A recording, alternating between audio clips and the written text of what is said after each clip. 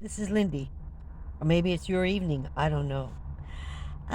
So I'm still into these stories now. Some days I'll do two or three, and then I'll post them like a week or two.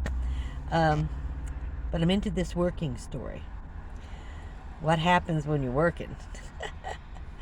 When I left Sherwin-Williams after 10 years, or it was 9 or 10 years, somewhere around there.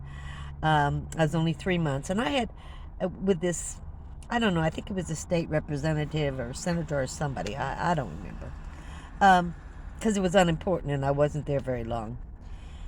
I um, I met a girl. It was after my divorce. I was divorced now and had been divorced a couple of years, and I had an apartment, and the girl across from me had a child the same age as my son, and she was divorced, and she got me into yoga, but she also did marijuana. I didn't get into that with her. I just wasn't interested. I'd had my one experience, um, and I thought that was really strange, and I did some strange things, and I really didn't want to lose control. Um, I'm not a big drinker. Well, never have. When I was young, I experimented with drinking. Didn't like that I would lose control. And I just like to be aware and to be control of my life, so I prefer not to give it up to drugs or marijuana or whatever. There was LSD, all that stuff. Oh my goodness. San Francisco had everything. But anyway, so she had a job offer in Houston, Texas, and she asked me if I would go with her, and I said sure, no problem. So I moved to Houston, Texas, and I got a job as an in accounting for a box. No, they made boxes. The brown boxes, the shipping boxes, all those. They made those, and they made all kinds of packaging materials. And I started working for them, and I was with them maybe a year and a half. And the reason is the girl was the secretary to the manager. She was at another building, and I was actually at the manufacturing plant, um, and she was at headquarters. And she smokes marijuana big time. And I didn't realize that marijuana killed your brain cells. I don't know how many I lost that day. I could have been smarter. Anyway, so um, that's what people were telling me. I'm not a scientist. I don't know. I'm just telling you what I was told. So anyway, my girlfriend would go out at lunch, and first thing she'd do in the morning is have marijuana. She smoked marijuana. And her lunch, she'd eat and smoke marijuana. And when she'd get off work, she'd smoke marijuana all night long. And she got a different apartment from me. I was in a different complex from her, so I wasn't even living near her, but we worked for the same company, and we had made friends, so we would talk on a daily basis. We didn't run around together or anything like that. It was just, she and I went to Houston, Texas together. It was just, you know, a simple acquaintance. She helped me get a job. She was very sweet to me. I had never had a problem with her. So I had been there maybe a year, and I had met someone, and I was dating someone, and he was a CPA for the company.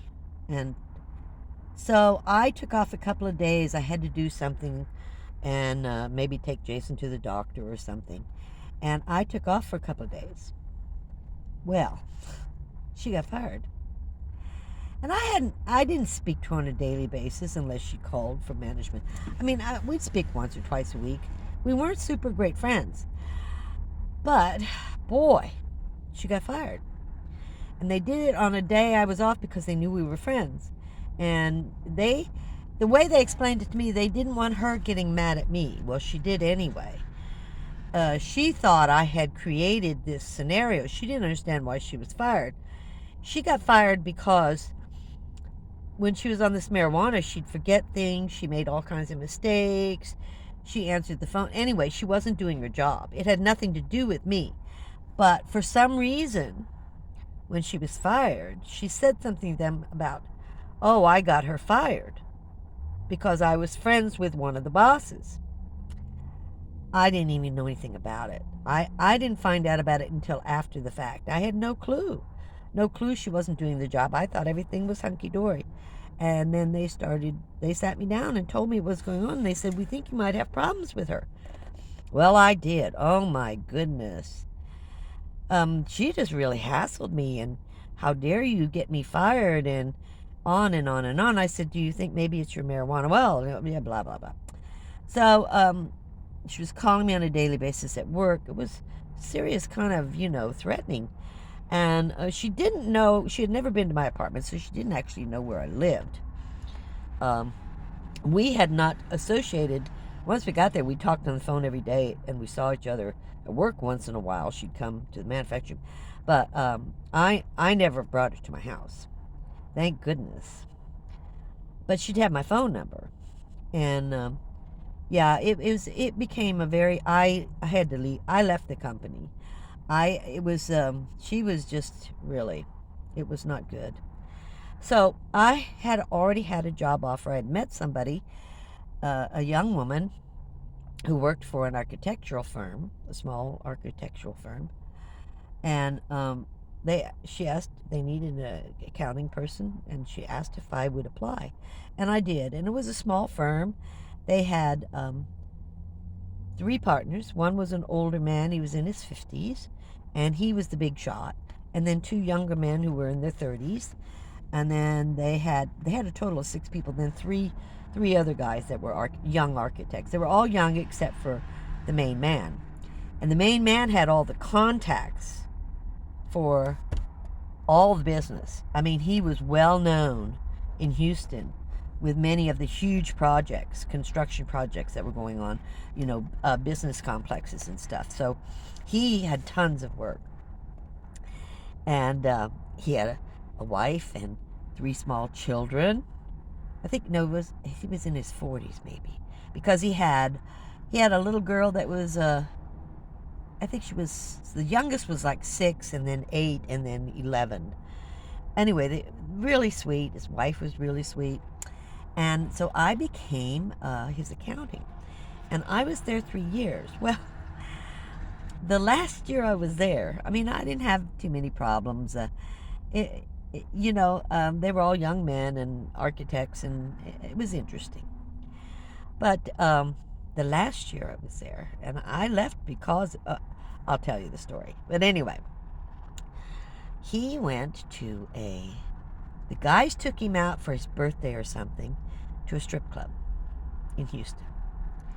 And he met a 19-year-old stripper. And he started seeing her.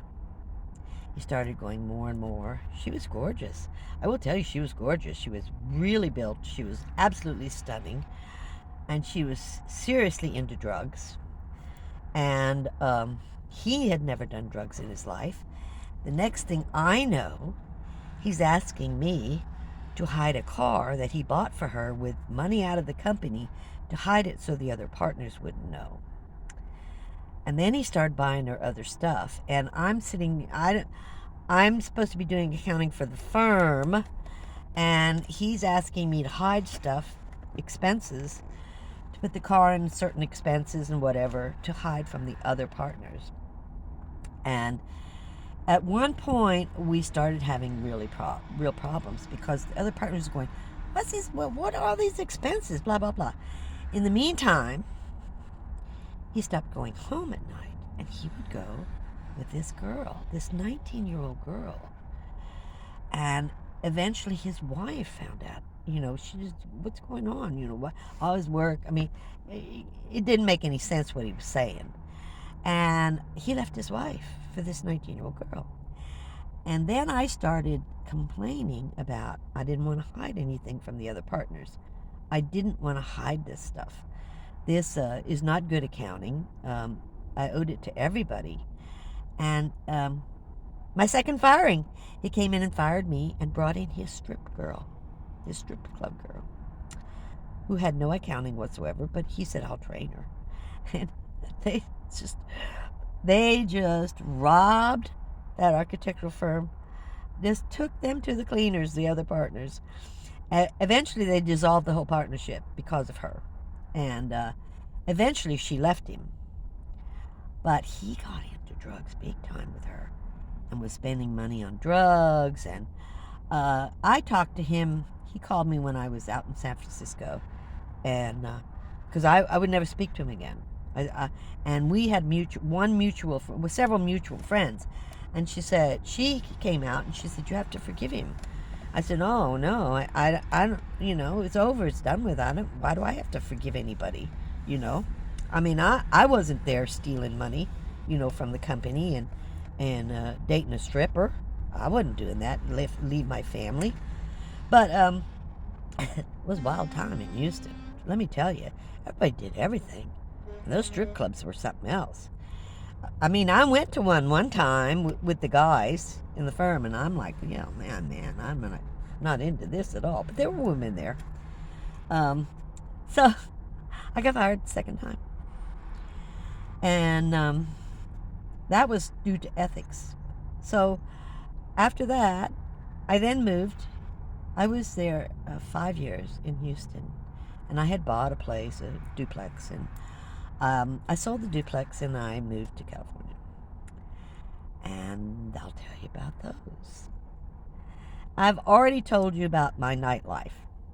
Once my son moved back to Missouri to be with his father, I had a very serious nightlife, as I discussed it with you in my early videos about all the men I dated and went out with, and Parker Stevenson at the time. Or at least this is what the guy said. He looked like Parker Stevenson. And then when we had our discussion about I wasn't coming back, I really didn't care for him that much. Oh, I'm not really Parker Stevenson, Well, yeah, I think he was. But anyway, doesn't matter. I did tell those stories earlier, and I'm not going to waste your time telling them again. It was an exciting time, let me tell you. The astronauts and, wow, private men's clubs. Really interesting. Thank you for watching. I'll see you next time. Have a good day. Camel.